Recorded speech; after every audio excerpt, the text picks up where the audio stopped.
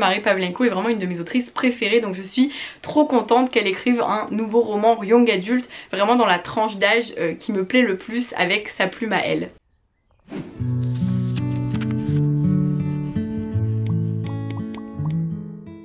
Coucou tout le monde! Je vous retrouve aujourd'hui pour l'arrivée livresque du mois de mai. Avec un peu de retard, je m'en excuse. Et au mois de mai, j'ai reçu 15 livres. Alors en réalité plutôt 13, mais 15, mais vous allez comprendre. Il y en a 2 pour vous, encore une fois. Je sais pas pourquoi je reçois des livres en double, je ne comprends pas. Je me suis fait mal en plus. Au mois de mai, j'ai donc reçu le roman Les voyages forment la jeunesse de Lilibelle de Cholet, publié aux éditions Nathan. Et d'ailleurs on est actuellement là, pendant que vous regardez cette vidéo, on est en train de faire une lecture commune, donc n'hésitez pas à aller regarder sur mon compte Instagram que je vous mets juste ici et dans la barre d'infos comme d'habitude. Si vous avez envie de nous rejoindre, c'est sur Discord, donc je vous mettrai aussi le Discord dans la barre d'infos. Je trouvais que le résumé de ce livre était parfait pour une lecture commune. C'est l'histoire de 5 étudiants, Luc, Cerise, Alix, Faustine et Gabriel, qui après 2 années de prépa veulent partir en voyage en van et faire un tour de France, tout ça. Leur véhicule va tomber en panne, donc leur road trip tombe à l'eau. Heureusement, Fred, qui est l'oncle sympa mais un peu lourd de Luc, va leur prêter la voiture et la seule condition c'est qu'il doit les emmener, lui et sa poule Gigi, passer les vacances avec eux dans la maison de ses parents qui sont partis en croisière pendant un mois. Au programme, pique-nique à la plage, fête de village et sortie en bateau, donc ça va, c'est un bon compromis. Sauf qu'il va y avoir des tensions et le personnage de Luc, à l'insu de ses amis, va créer un blog sur lequel il raconte leurs aventures tous les jours durant ses vacances en van mais pas en van. Sauf qu'il va avoir tendance à peut-être enjoliver certaines choses vu que son blog a un succès grandissant et peut-être même à révéler des secrets très intimes. Donc moi je trouve que le pitch du livre est génial et surtout c'est une lecture qui a l'air parfaite pour l'été,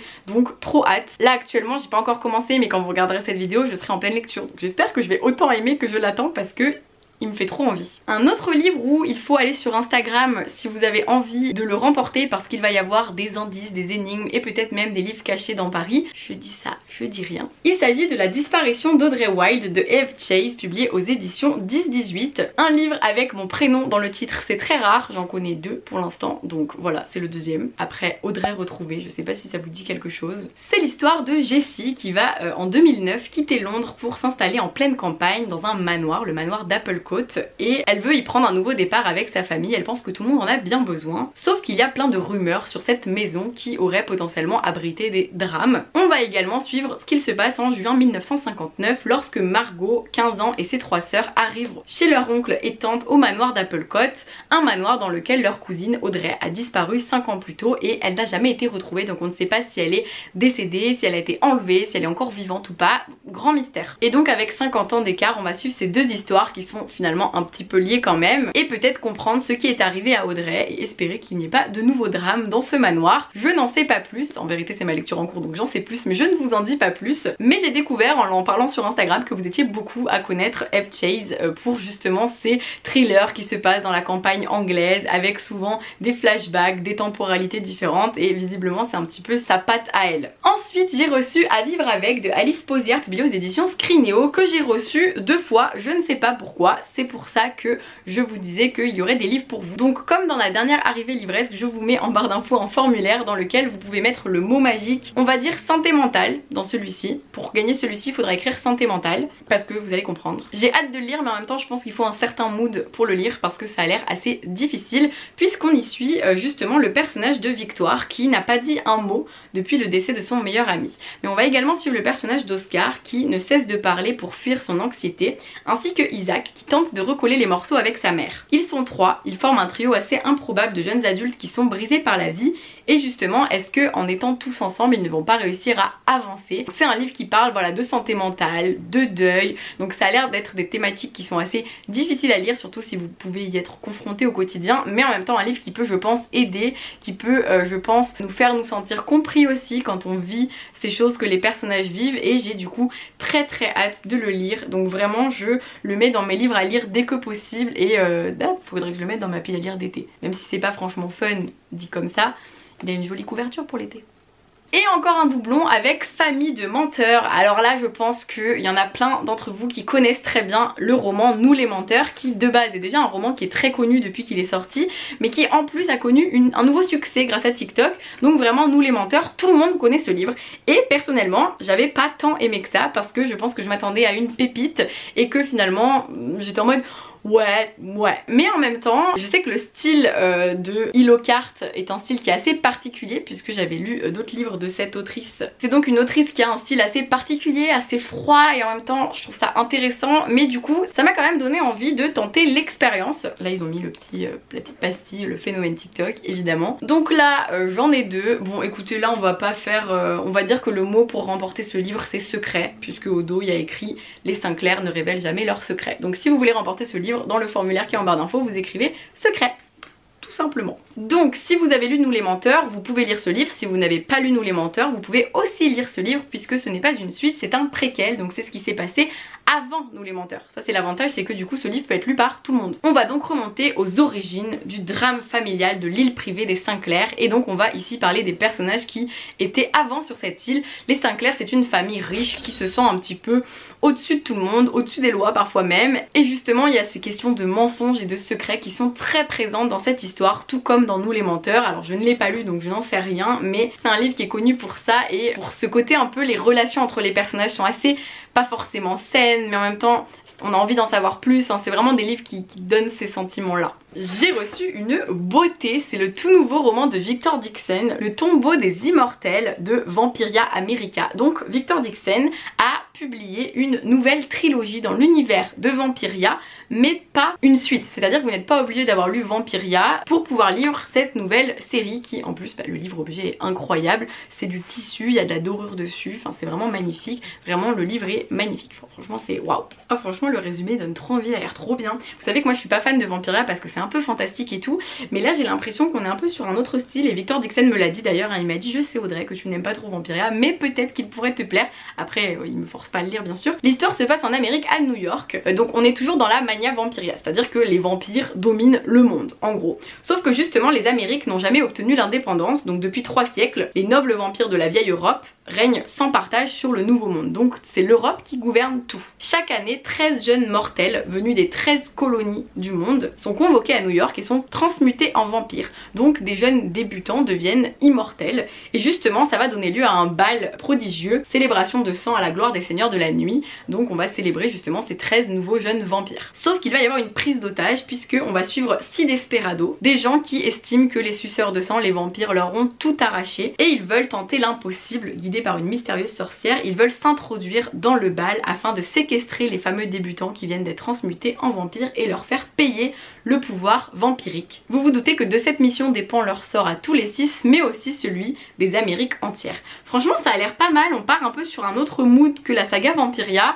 On est un petit peu dans une idée voilà de 13 colonies, tout ça. On peut retrouver un petit peu les côtés dystopiques, mais en même temps on a le côté aventure avec prise d'otage et tout, suspense. Donc je sais que Victor Dixon maîtrise super bien ça. On verra si je tente ou pas. Pour l'instant je ne suis pas sûre, en tout cas pas tout de suite, ça c'est sûr. Mais comme il m'a dit que même le style était un peu différent, ça me donne envie potentiellement, en tout cas ça attise ma curiosité. Ensuite un livre tout blanc, mais alors j'ai pas lu le résumé. Il s'agit de Rita, le nouveau roman de Marie Pavlenko qui sortira en septembre 2023. Donc c'est une épreuve non corrigée. Je sais que la couverture va être sublime, je vous le dis, mais je ne peux pas encore vous la montrer puisque c'est secret.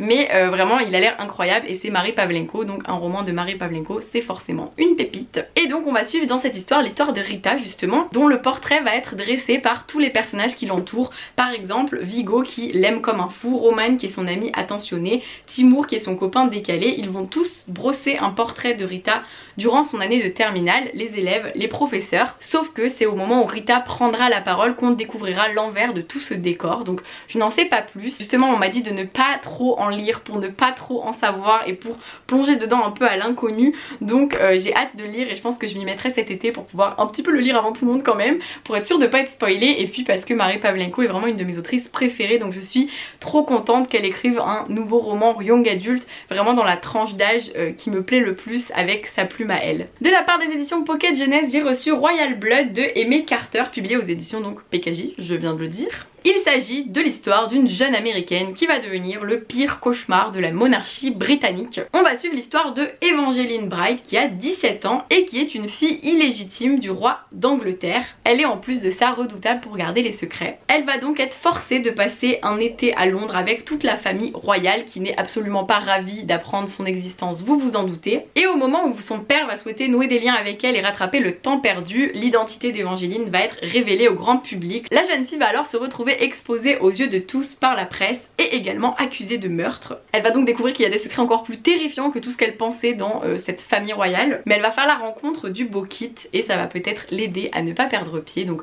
de la romance, de la royauté, écoutez, on est un peu dans une ambiance qui peut vous plaire si c'est ce que vous appréciez. Moi ça m'a donné envie vraiment, et en plus ma copine Léna Dorable, je sais pas si vous connaissez Léna Dorable, mais elle a une chaîne YouTube qui est hyper chouette, donc n'hésitez pas à aller jeter un coup d'œil. Je sais qu'elle l'a beaucoup aimé, donc ça me donne encore plus envie. Quand j'ai des avis d'amis comme ça, c'est encore mieux. Ensuite j'ai reçu de la part des éditions Sarbacane Tout est là de Sarah Émilie Simone, qui est donc publiée dans la collection Exprime de chez Sarbacane, qui a l'air d'être une comédie de passage à l'âge adulte, qui a l'air de faire autant rire que d'émouvoir, puisque on va suivre donc l'histoire de Ella qui visiblement a fait une dinguerie. Alors pour vous résumer un peu, le jeudi elle passe le permis, le vendredi elle a les résultats du bac, sa mère italienne tombe dans les pommes parce qu'elle a un demi-point de moins et elle doit aller au rattrapage. Le samedi elle part en Bretagne avec ses meilleurs amis dans une voiture volée pour aller chercher sa grand-mère qui a disparu, et le dimanche elle se réveille la tête dans le sable, elle s'est embrouillée avec tout le monde et elle a 45 appels en absence de sa mère. Donc ça a l'air d'être bien délirant la situation dans laquelle elle s'est mise, mais comme d'habitude avec les romans qui sont publiés aux éditions Sarbacane, on est souvent dans des histoires qui sont très riches d'émotions, très profondes sur justement là le passage à l'âge adulte. J'ai vu des avis positifs passer sur ce livre, donc écoutez, je ne l'avais pas spécifiquement demandé mais il a l'air plutôt chouette. Et ça fait un moment que j'ai pas lu un roman Sarbacane, je me rends compte, ça doit être un Clémentine Beauvais le dernier que j'ai lu. Ensuite j'ai reçu la version poche de Mon mari de Maud Ventura, publiée aux éditions Proche, qui est donc une collection de livres de poche, mais du coup dans la collection Proche. C'est une collection qui relie les éditions L'Iconoclaste et les éditions Les Arènes. Et Mon mari c'est un livre que j'avais déjà lu, mais du coup je l'ai reçu en poche avec un petit colis très sympathique, avec un petit gâteau, des petites chaussettes. Donc je vous en reparle parce que c'est un livre qui est assez déjanté et assez étrange, et avec un petit commentaire d'Amélie Nothomb, c'est pour dire. C'est donc l'histoire d'une femme qui est complètement obsédée par sa vie et par sa vie de rêve. En fait elle a une belle maison, 2 enfants, un homme idéal, et elle ne se lasse jamais de dire mon mari, sauf qu'elle en veut encore plus. Elle veut toujours qu'il s'aime comme au premier jour, elle veut qu'il y ait une flamme, elle veut que cette flamme reste justement, et elle va tendre des pièges finalement un peu insidieux à son mari, jusqu'au jour où toute cette histoire de possession, d'emprise va aller trop loin. J'en dis pas plus, c'est un livre qui se lit avec les jours de la semaine hein, si je m'en souviens bien, et il y a vraiment une tension qui monte au fur et à mesure. Je peux rien dire parce que c'est une arrivée livresque et je suis pas censée vous donner tout mon avis, mais c'est vraiment un roman qui est particulièrement déjanté et étrange, mais en même temps qui est brillant par justement le fait qu'il va traiter de ces excès que tout le monde peut parfois ressentir, mais là c'est à l'extrême. Mais justement on peut parfois s'y reconnaître et ça fait un petit peu peur je trouve. Ensuite j'ai reçu le roman Après l'océan de Laurence Perrin, publié aux éditions Pocket, qui raconte l'histoire de toute la famille Alistair qui en avril 1912 va malheureusement périr dans le naufrage du Titanic, sauf 2 sœurs, Letta et Molly, qui sont donc sans repère, sans argent, sans avenir. Elles arrivent donc en Amérique et elles vont devoir faire avec le peu qu'elles ont et l'amour qu'elles se portent, et c'est ma petite sœur qui l'a lu et qui en a fait une vidéo reel sur mon Instagram, donc c'est Inès qui est devenue influenceuse. Je l'ai reçu pour elle mais je l'ai aussi reçu pour moi puisqu'elle m'a dit qu'il était vraiment très chouette et qu'il abordait en plus des thématiques hyper intéressantes, notamment la santé mentale, surtout à l'époque où c'était pas du tout traité comme à notre époque, donc très intéressant, et le lien entre sœurs et le Titanic, bref plein de thématiques qui potentiellement peuvent vous intéresser et qui visiblement ont beaucoup plu à Inès, qui est actuellement en train de monter cette vidéo puisque c'est elle qui fait le montage de mes vidéos si vous ne le saviez pas. J'ai reçu 2 webtoons, alors je les avais pas demandé donc je vous avoue que j'ai reçu le tome 2 de Seule la mort attend la vilaine. Je vous en parle parce que quand je l'ai mis sur Insta, plein de gens m'ont dit oh là là, le tome 2 de Seule la mort attend la vilaine, donc si vous n'étiez pas au courant qu'il sortait, le voici, mais je ne vais pas lire le résumé puisque c'est un tome 2 et que ça va me spoiler le tome 1. Je sais même pas si j'ai gardé le tome 1 ou pas. Et ensuite Live Forever de Raoul Trevino, qui est donc publié chez Cotoon toujours. C'est l'histoire de Sarah qui vient de perdre sa mère et qui va alors partir à la recherche d'un antidote qui pourrait offrir à ses proches la vie éternelle. Elle va croire les rumeurs selon lesquelles son voisin serait un vampire, mais elle va vite se rendre compte que jouer entre la vie et la mort, c'est peut-être pas sans risque. Écoutez, je peux vous montrer un petit peu l'intérieur. Là on est sur un webtoon un peu noir et blanc, mais c'est sympa en même temps parce que je trouve que ça reprend le côté manga avec une petite touche de couleur. L'intrigue est pas mal, donc pourquoi pas, écoutez, pourquoi pas. Et enfin également un livre que j'ai pas demandé, mais si jamais il vous tente, Les sombres affaires de Rosita Marcadet de Anne Boudard, qui est publié aux éditions Moisson Noire. C'est une histoire qui se passe aux Pays-Bas et qui raconte l'arrivée d'une détective française qui s'appelle Rosita, qui est muette, personne n'arrive à la faire parler, et la première fois qu'elle va parler dans ce nouveau village où elle habite, et pour la faire parler, les habitants vont dans ce nouveau village où elle habite la convier au